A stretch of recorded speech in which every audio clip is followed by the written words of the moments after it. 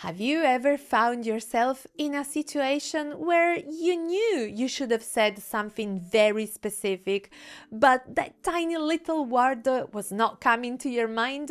Well, it happens at times, so I'm here to help you. Ciao, io sono Francesca e ti do il benvenuto al nostro canale. In this video, we will see 10 useful Italian words or phrases which you can use in very specific situations, be it apologizing, wishing someone good luck, toasting, to mention just a few. At times, one little word is enough to make you look in control of the language and save you from those awkward moments when you don't know what to say. Che interessante, vero? Dai, cominciamo! Numero 1. Permesso. Let's begin with the word permesso. This is a great word to use when you want to enter somewhere, usually a private space. If you enter someone's house in Italy, out of politeness, you would usually say permesso, even if you are invited to enter. It's also a good word to use when you are entering somewhere and there is no one around. To let them know that you're in, you can just say permesso. Permesso can also come in very handy when you are in a rush and you want to pass through a crowd. So you can just say scusi, permesso, permesso. A very useful one. Numero 2. Avanti. This word in Italian can have various meanings, but we will focus on something linked with the word permesso.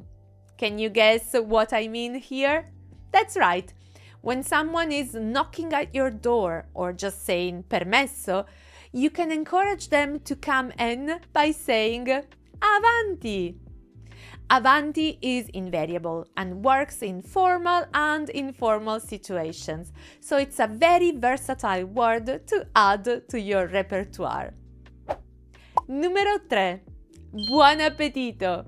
Before eating any meal or when someone is off for a nice lunch or dinner out, then in Italy it's normal to say buon appetito as a way to wish someone to enjoy their meal.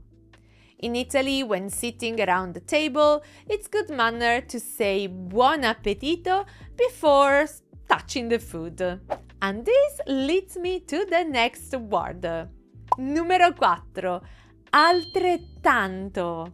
Altrettanto is a short but very effective word to reciprocate something that has been said to you, similar to the English likewise. For example, if someone says to you buon appetito, you can obviously reply by also saying buon appetito, but it's far more natural to say grazie, altrettanto, thanks, same to you.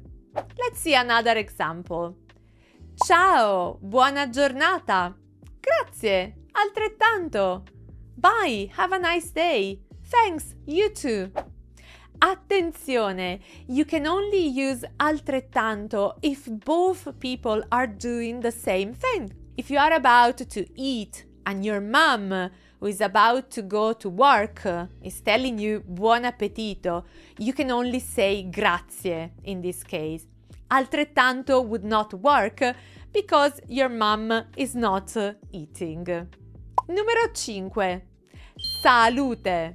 You probably know that salute in Italian means health, but you can also use this word as an exclamation in a very specific situation. Sai quando? That's right, when someone is sneezing in Italian, you can say salute, and in that way you wish health to that person. However, salute can also have another meaning, which leads to the next word. Numero 6. Salute or cin cin. Salute can also be used as an exclamation when toasting. The idea is that people drink a glass of something to the health of someone. In fact, you can also say alla tua salute, to your health, as in cheers to you. An alternative to salute when toasting is cin cin. Maybe you already know this one, but I hope it's a useful reminder for the next time you will have to toast in Italian. Numero 7. Auguri. How many times have you heard this word? I'm sure you are already familiar with it, but in case you are not, it's good to know that auguri is a great word both for congratulating or for wishing someone well. For example, if Lisa just had a baby, you can tell her auguri. If it's Michele's birthday tomorrow, you can just wish him happy birthday by saying auguri. Or if you are celebrating New Year's Eve at midnight, you can say auguri. Obviously, there are more specific wishes for all these occasions, but this is a general one which usually always works. However, remember that before something challenging, such as an exam or a job interview, it's bad luck to say auguri. In this case, in Italian, you have to say in bocca al lupo instead. A very Italian way to wish someone good luck, similar to the English break a leg. Remember that it's also bad luck to react to in bocca al lupo by saying grazie. You need to say crepi or crepi il lupo instead, or as a nicer alternative, viva il lupo. Numero 8. Pronto! Have you ever received a phone call from an unknown Italian phone number? What should you say when answering the phone? Is it ciao? Is it buongiorno? Or is it simply hello? No, none of these. In Italian, you need to say pronto. This literally means ready, but it's an invariable word in this case. It never changes to pronta. So, now you're ready to answer your next phone call in Italian. Numero 9. Attenzione.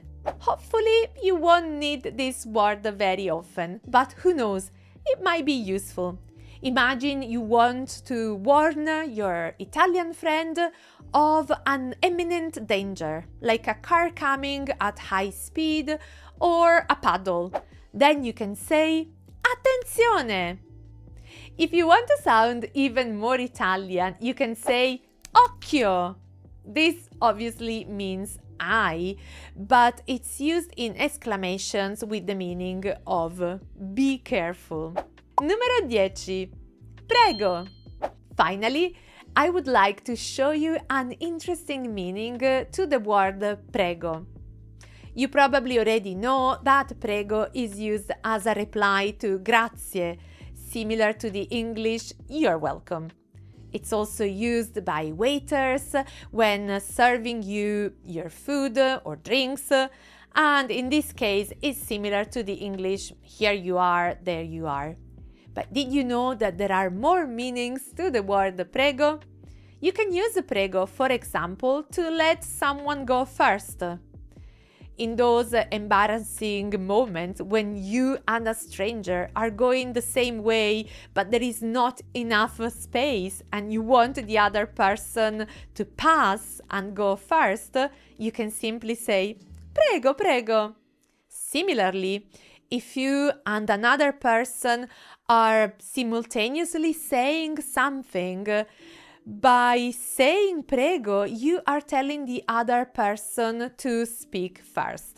So this is a short but really useful, nice and polite word to have in those tricky circumstances. Allora, quante nuove paroline hai imparato in questo video? How many did you know already and which ones are new to you? Let me know in the comments. And if you have enjoyed this video, don't forget to like it and subscribe to our channel to keep on learning with Coffee Break Italian. A presto e come sempre, happy coffee breaking!